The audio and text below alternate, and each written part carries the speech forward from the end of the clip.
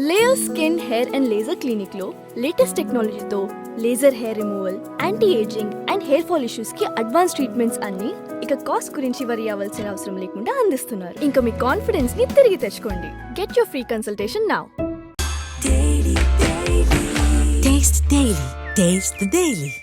పవన్ గారు, ఏమిటి మీ ఎమ్మెల్యేల వ్యవహారం? తప్పు ఎవరిది?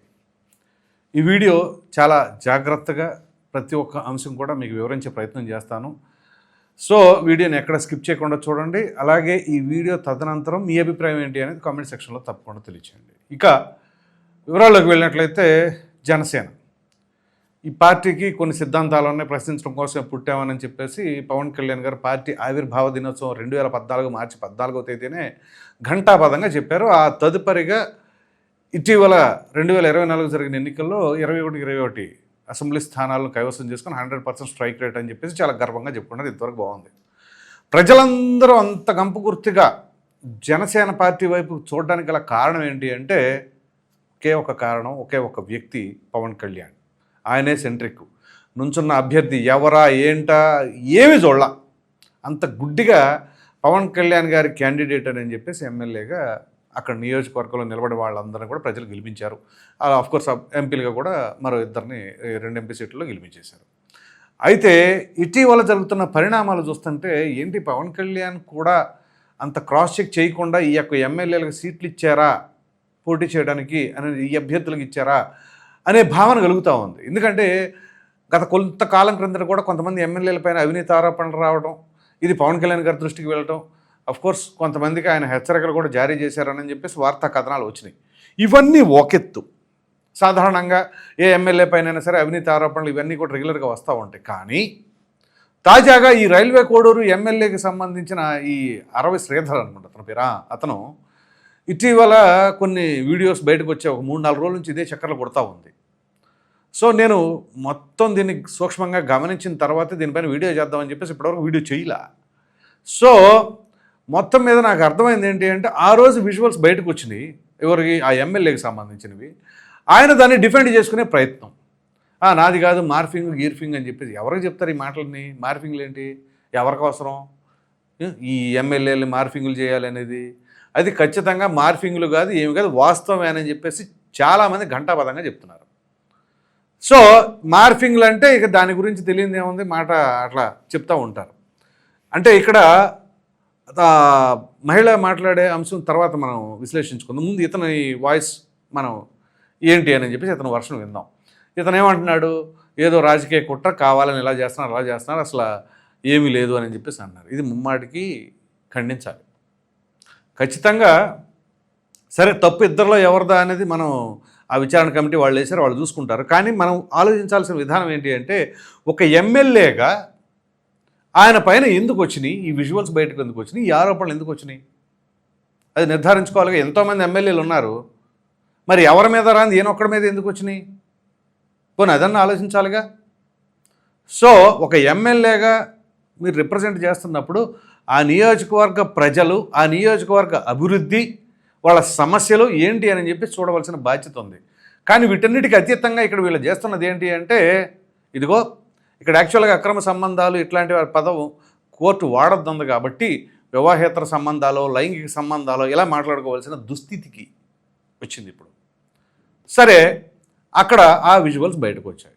విజువల్స్ బయటకు వచ్చినప్పుడు సరే దాన్ని డిఫెండ్ చేసుకునే ప్రయత్నం ఆ వ్యక్తి చేస్తాడు, కాదు ఇది మార్ఫింగ్ అది ఇది అని. మరి అటువంటప్పుడు అసలు పార్టీ ఏం చేయాలి?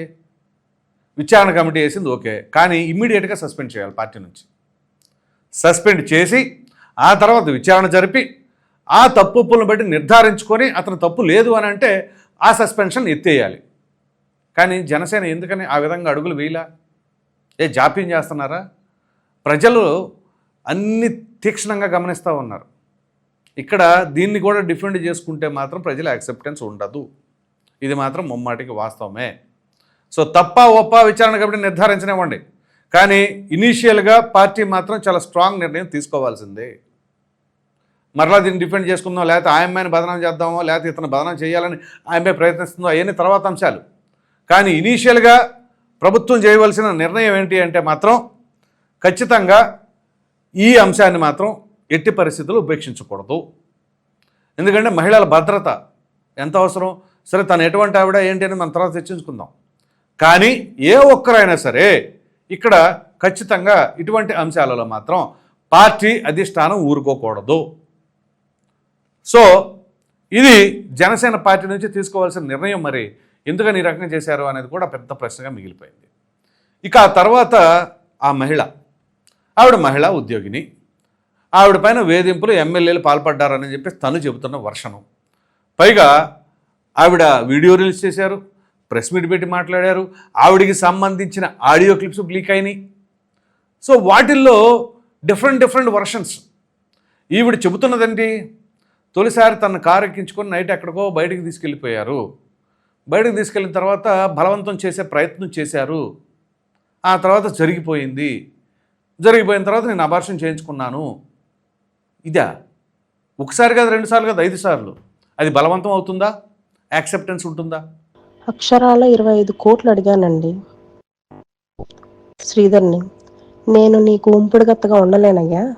ఈ 1.5 సంవత్సరం నువ్వు నా దగ్గర ఆడిన అబద్ధాలకి, నాకు చేసిన మోసాలకి నమ్మించి నువ్వు నన్ను వాడుకున్నావు చూడు. 5 సార్లు కడుపు వచ్చిపోయింది చూడు. దానికి 25 కోట్లు కావాలనేసి నేను అడిగా. సాయంత్రం లోపు ఇస్తానన్నాడు. సాయంత్రం లోపు ఇవ్వకపోతే అంటే నేనేదో వేరే ఉద్దేశం ఈవిడిని పాయింట్అవుట్ చేయాలని కాదు, ఈవిడి చెప్పిన మాటల్లోనే చాలా అనుమానాలు రేకెత్తిస్తూ ఉన్నాయి. అతను తప్ప అంటే ఖచ్చితంగా ముమ్మడికి తప్పే అతనిది. కానీ తన యాక్సెప్టెన్స్ ఉందా లేదా అనేది కూడా పరిశీలించాలిగా. ఇప్పుడు ఈ ఒక్క వర్షనే కాదు, ఇటు సైడ్ కూడా మనం గమనించాలి. సో ఈవిడ మాట్లాడిన దాంట్లో 5 సార్లు అబార్షన్ అనేది ఇష్టపూర్వకంగా చేస్తే వస్తుందా, లేకపోతే బలవంతాన 5 సార్లు చేశారని చెప్పేసి అనుకోవాలా? ఇక్కడ మరొక ఆడియో క్లిప్ కూడా లీక్ అయిందండోయ్. అదేమిటి అంటే నాకు 25 కోట్లు ఇచ్చేసేయని చెప్పేసి అనేది కూడా. మరి అది కూడా మార్ఫింగ్ అంటారో ఏమో తెలియదు. సో అది కావాలని కూడా ఏదో వాయిస్ ట్యాంపరింగ్ చేసేసి ఇట్లా చేశారు అట్లా చేశారు.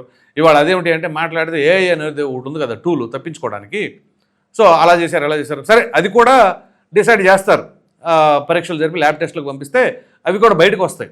సో 25 కోట్లు అంటే ఏంటి, అది 25 కోట్ల డిమాండు, అది ఒక వర్షను. ఇక దాని తర్వాత ఈవిడ ప్రెస్ మీట్ పెట్టి మాట్లాడినప్పుడు మన విలేకరుల సోదరులే కొంతమంది ప్రశ్నలు సంధించారు. తన మొబైల్ నుంచి ఐ లవ్ యూ మెసేజ్ ఎలా వెళ్తుంది అంటే తను కూడా ఇష్టపడ్డారనేగా. మీ నుంచి శ్రీధర్కి ఐ లవ్ యూ అనే మెసేజ్ వెళ్ళిందా లేదా మేడం? వెళ్ళిందండి. వెళ్ళిందా లేదా? వెళ్ళింది. ఏమని వెళ్ళింది మేడం? ఐ లవ్ యూ అని వెళ్ళింది. ఎందుకు వెళ్ళింది మేడం? మీకు ఇష్టం లేనప్పుడు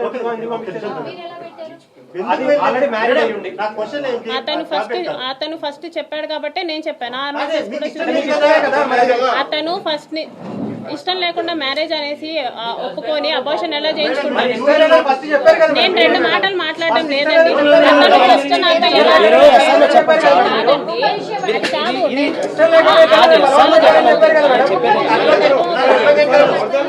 మరి అటువంటిప్పుడు అసలు 5 సార్లు అబార్షన్ అయిన దాకా కూడా ఎందుకు తట్టుకున్నారు?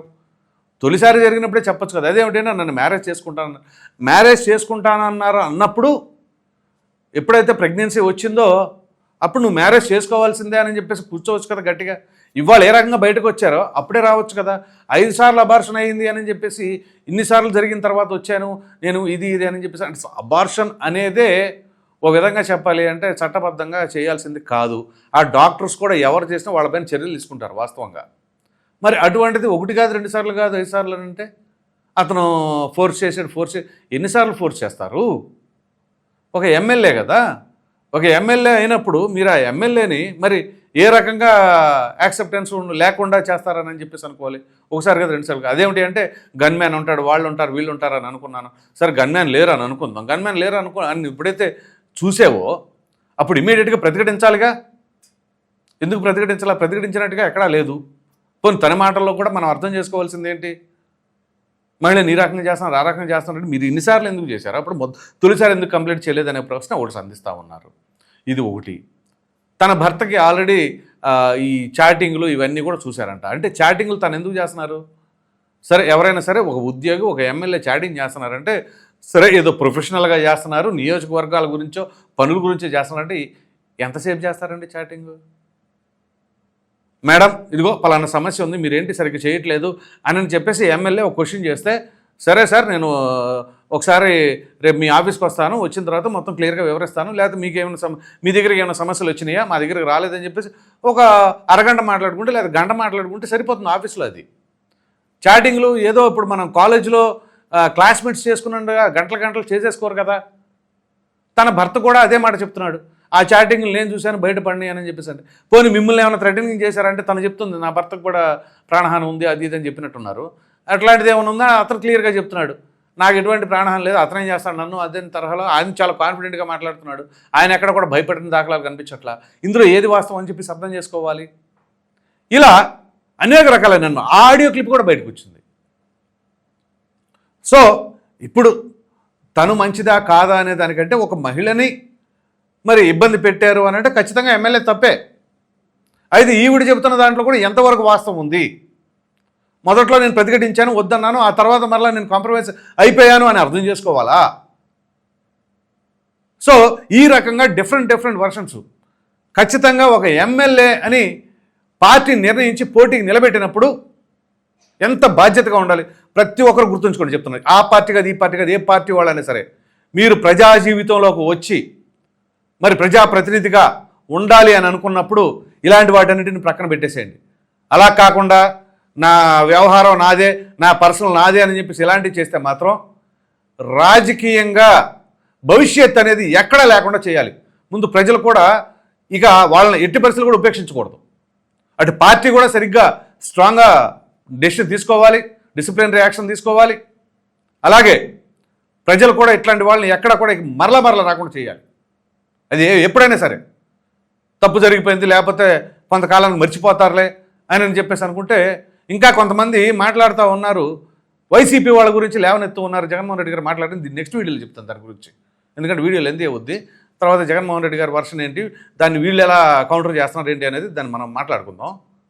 కానీ మీరు అంతకుముందు గమనించి ఉన్నారు కదా, సత్యవేడు ఎమ్మెల్యే అనుకుంటా, ఆయనదంతే, ఆయన అలాగే బయటకు వచ్చింది. మరి దానికి సంబంధించి ఏదైనా సమాధానం చెప్తారు? ఇలాంటి వాళ్ళని ఎమ్మెల్యేలుగా గెలిపించి ప్రజలు నెత్తిన పెట్టుకుంటారా? సో కనీసం వాళ్ళకు ఉండాలి కదా. పవన్ కళ్యాణ్ అనే బ్రాండ్ మీద మనం వచ్చేసి గెలిచేసి జనాల నెత్తి మీద ఎక్కేసి ఈ రకంగా చేస్తున్నామని అంటే ఖచ్చితంగా అది పవన్ కళ్యాణ్ కూడా మర్చే. ఆయనేమో దాచుకున్న డబ్బులన్నీ తీసుకొచ్చేసి తన బిడ్డల మీద డిపాజిట్ చేసిన డబ్బులు సైతం తీసుకొచ్చేసి ప్రజలకి ఎలా పడితే అలా ఖర్చు పెట్టేస్తూ ఉంటే అక్కడ చూసేసి ఆ పార్టీలో ఆయన ఫోటో పెట్టేసి వీళ్ళు ఈ రకంగా చేస్తున్నారంటే ఏమని చెప్పాలండి? చివరికి ఒక మంచి రాజకీయం, ఓ మంచి ప్రజాప్రతినిధులుగా ఉంటూ ప్రజలకి మంచి సేవను చేద్దాం అని అనుకుంటున్న వాళ్ళకు కూడా ఆ పార్టీ నుంచి కూడా ఈ రకమైన పరిస్థితులు తలెత్తితే ఇంక ప్రజలు ఎవరన్నా నమ్మాలి? అటు చూస్తేనేమో వాళ్ళ పరిస్థితి, వాళ్ళు బాబు అలో లక్షణ అన్నారు వాళ్ళ అధికారంలో ఉండగా, వీళ్ళు వచ్చిన తర్వాత కూడా అరాకొర ఎలాంటివి జరుగుతూ ఉంటే ఇంక ప్రజలు ఇంక ఎవరి దగ్గరికి వెళ్ళాలి? ఇక ఎవరన్నా నమ్మాలి, ఎవరన్నా నమ్మకూడదు, ఏం చెప్పాలి? పోనీ అవినీతి లేకుండా చేస్తున్నారా అంటే అది జరుగుతూనే ఉంది. ఆ పర్సంటేజే తేడా. వైసీపీ ఉన్నప్పుడు ఎక్కువ జరిగిందంటే ఇప్పుడు కొంచెం తక్కువ జరుగుతుందేమో, అంతే తేడా. ఇంకా గట్టిగా మాట్లాడవలసి వస్తే అప్పుడు కొంచెం అరాచకం ఎక్కువ ఉండేది, ఇప్పుడు కొంచెం తగ్గింది. కానీ పూర్తిగా లేదు అని చెప్పి చెప్పలేంగా. సో ఇక్కడ ఒకటి కాదు రెండు కాదు అనేక రకాల అంశాలు రోజుకోటి బయటపడతా ఉన్నాయి. అన్నీ కూడా ఇయే వివాహేతర సంబంధాలు, లైంగిక వేధింపులు. ఇదే ఇంకా మహిళలకు భద్రత ఎవరి ప్రభుత్వంలో ఉంటుంది? సో ప్రజాప్రతినిధులుగా మీరు అసలు కొనసాగటానికి ఏమైనా అర్హత ఉందా? ప్రజలు చీ కొడతారనమాట ఇలాంటి వాళ్ళని మన ఎమ్మెల్యేలకు గెలిపించుకున్నామా అని ఆ నియోజకవర్గాల్లో. ఎక్కడ ఏ నియోజకవర్గంలో ఏ ఎమ్మెల్యే ఇటువంటి పనులు చేసినా, మరలా చెప్తున్నాను, గత ప్రభుత్వం గురించి మాట్లాడద్దు, దాని గురించి మనం స్పెషల్గా మాట్లాడుకుందాం. జగన్మోహన్ రెడ్డి గారు ఏం మాట్లాడారు ఏంటి అనేది. కానీ ఇక్కడ కూటమి ప్రభుత్వం మేము చిత్తశుద్ధి చూపిస్తున్నాం, రాష్ట్రం అభివృద్ధి చెందాలి, పెట్టుబడిదారులను ఆకట్టుకోవాలి, రాజధాని నిర్మించుకోవాలి, పోలవరం పూర్తి చేయాలి అని చెప్పేసి ఇన్ని టాస్కులు ఉన్నప్పుడు ఎమ్మెల్యేలకు బాధ్యత లేదా? ఎమ్మెల్యేలు సరిగ్గా పనిచేస్తేనే కదా అక్కడ ప్రభుత్వం బాగా నడుస్తుందనే దానికి సంకేతం. ఎంత కాడికి మనం అక్కడ మనల్ని ఎవడు పట్టించుకుంటారులే అనే తరహాలో ఉంటే ఎమ్మెల్యే అండి మీరు ఏదో సాదాసీదా ప్రైవేట్ ఉద్యోగం లేకపోతే ప్రజా జీవితానికి సంబంధం లేని పనులేం చేయట్లా, మీరు ఏదో వ్యాపారం చేసుకొని గడిపేస్తున్నాంలే అనుకుని మీరు ప్రజాక్షేత్రంలో ఉండి ప్రజల ఓట్ల ద్వారా గెలిచి అక్కడ ఇవన్నీ కూడా ఈ ప్రోటోకాల్ అనుభవిస్తూ మనకు ఒక గన్మ్యాను కాన్వాయి మరలా దీనంతా ఈ ఖర్చు అంతా ప్రభుత్వం మీద పడి అంటే ప్రజల మీద పడి చేస్తూ ఉంటే మనం వెలగబెడుతున్న ఘనకార్యాలు ఏంటి ఇవి. సో ఎంత దౌర్భాగ్యమైన పరిస్థితి అంటే నిజంగా పవన్ కళ్యాణ్ గారికి కూడా తలెత్తికలేని పరిస్థితి తీసుకొస్తున్నారు ఈ ఎమ్మెల్యేలు. కాబట్టి పవన్ కళ్యాణ్ గారు కూడా ఎవరిని ఉపేక్షించకూడదు. విచారణ కమిటీ సంఘం తర్వాత ఇమీడియట్గా సస్పెండ్ చేసేయాలా. అసలు ఎప్పుడైతే న్యూస్ బయటకు వచ్చిందో సస్పెండ్ చేసేసి ఆ తదుపరి దానిపైన విచారణ కమిటీ చేస్తారో ఇంకోటి చేస్తారో నిజాన్ని తెలుస్తారో అది చూడండి. ఆ బాధితురాలకు న్యాయం చేస్తారో ఆవిడ బాధితురాలు మరి ఆవిడ న్యాయం ఏంటో మరి నిన్న ప్రెస్ మీట్లో ఏమంటారు, నేనేం డబ్బులు డిమాండ్ చేయట్లేదండి, మరి డబ్బులు డిమాండ్ చేస్తున్నారు అనే ఆడియో క్లిప్ ఎలా బయటకు వచ్చింది. ఇలా అనేక రకాలైన ప్రశ్నలు. మరి ఇప్పుడు ఆవిడకి న్యాయం చేయాలంటారు. ఏమిటా న్యాయం? ఈవిడ మ్యారీడ్ పర్సను, ఇంక న్యాయం అంటే ఏం జరగాలి అంటే పెళ్లి చేసుకోవాలా? పెళ్లి చేసుకోవాలంటే మరి మీరు ముందే పెళ్లి చేసుకోవచ్చుగా. పెళ్లి చేసుకున్న తర్వాత ఏదైనా అనొచ్చుగా. ఓ ప్రక్కన పెళ్ళయి బిడ్డలుండి మరి ఎట్లాంటివన్నీ అంటే మనకి అంతా సాఫీగా జరిగినంత కాలం ఏ ప్రాబ్లం ఉండదు. ఏదైనా తేడా వస్తే మాత్రం ఇదిగో నన్ను బెదిరించారు, నన్ను వేధించారు, ఇట్లా చేశారు, నన్ను లొంగ తీసుకున్నారు అని చెప్పేసి అనే పరిస్థితులు ఉన్నాయా అని అర్థం చేసుకోవాలా ఎట్లా? సో ఇప్పుడు నేను ఈవిడిదే తప్పనట్లేదు, అతనిది తప్పనట్లేదు, అందరిది తప్పే. నిర్మోహమాటంగా చెప్తున్నా. ఒక ప్రభుత్వ ఉద్యోగి, ఒక ప్రజాప్రతినిధి అందరూ కూడా ప్రజా జీవితంతో ముడిపడి ఉండేవాళ్ళే. అక్కడ చూస్తేనేమో ప్రజాధనాన్ని జీతం రూపంలో తీసుకుంటున్న ఆవిడ, ఇక్కడ చూస్తేనేమో ప్రజల ఓట్లతో గెలిచి ఆ ఎమ్మెల్యే హోదాను అనుభవిస్తున్న వ్యక్తి. సో ఆ వ్యక్తిని తీసుకొచ్చి మన నెత్తి మీద రుద్దింది ఎవరు? ఆ జనసేన పార్టీ అధ్యక్షులు పవన్ కళ్యాణ్ గారు. సో పవన్ కళ్యాణ్ గారు మీరు ఆ ఎమ్మెల్యేగా లేదా ఏ పదవికైనా సరే ఎవరినైనా మీరు అసైన్ చేసేటప్పుడు వాళ్ళకి ఆ ఎమ్మెల్యే గానో లేకపోతే జెడ్పీటీసీ గానో లేదా నామినేటెడ్ పదవికో 1-2 సార్లు క్రాస్ చెక్ చేసుకొని అతని ప్రొఫైల్ని లేదా అప్పుడు దాకా ఉన్నది ఒకే తప్ప ఇక్కడి నుంచి చాలా కఠినంగా ఉంటుంది అని చెప్పేసి వాళ్ళకి ఒక ట్రైనింగ్ సెషన్స్ అన్న పెట్టండి, ఓరియంటేషన్ క్లాసులు పెట్టండి, నిర్వహించి డూస్ డోంట్స్ ఆ రెండిటికి వ్యత్యాసాలు వివరంగా క్లియర్ చేయండి. అయినా వీళ్ళు ఏమన్నా చిన్నపిల్లలా? అసలు ఏం చేయాలో తెలియదు అంటే మినిమం కామన్ సెన్స్ లేదా? మామూలుగా ఒక వృత్తిలో ఉన్నవాళ్లే ఇట్లాంటి వాటికి పాల్పడితే బుద్ధి జ్ఞానం లేదా, మీరు చదువుకున్నారా లేదా అని చెప్పేసి ఎంతోమంది ఎన్నో రకాలుగా మాట్లాడతారు. చివరికి ఆ ప్రశ్నించడానికి అర్హత లేని వాళ్ళు కూడా గట్టిగా మాట్లాడతారు. ఆ స్థాయికి తీసుకొచ్చుకున్నారు. కాబట్టి ఇప్పటికైనా ఆ యొక్క ఎమ్మెల్యేలు కానీ ఎవరెవరైతే ఇట్లాంటి వ్యవహారాల్లో ఉంటున్నారో ఇమీడియట్గా ఏరి పడేసేయండి. దాంట్లో ఎటువంటి సందేహం లేదు. ఇందులో దీనివల్ల ఏమవుతుందంటే పార్టీకి భారం కాబట్టి ఇలాంటి వాళ్ళ వల్ల ఉపయోగం ఏముంటుంది? అది నేను ఇప్పుడు ఈ విషయం వచ్చింది కాబట్టి ఈ ఒక్కతని గురించి అనే కాదు, ఎవరెవరు ఏ రకంగా వ్యవహరిస్తున్నారో పదే ఆల్రెడీ పవన్ కళ్యాణ్ గారు కూడా పలు సందర్భాల్లో ఈ పార్టీ కార్యకర్తలు, నాయకులు, సమన్వయకర్తల సమావేశాలు కూడా చెప్పారు. చాలా జాగ్రత్తగా ఉండాలి, ముందు మన క్యారెక్టర్ ఇంపార్టెంట్ అని చెప్పేసి 100 సార్లు చెప్పారు. అయినా సరే అక్కడక్కడ ఈ చిలక్కుట్టుడు కార్యక్రమాలు కొనసాగుతూనే ఉన్నాయి. అది బయటపడినప్పుడు కానీ ఈ యొక్క అంశాలు తెరపైకి రావట్లేదు అంటే దీనిని బట్టి ఎటువంటి చర్యలు తీసుకుంటే బాగుంటుంది, మీరేమనుకుంటున్నారో అనే అభిప్రాయాన్ని కామెంట్ రూపంలో ఖచ్చితంగా తెలియజేయండి. Thank you.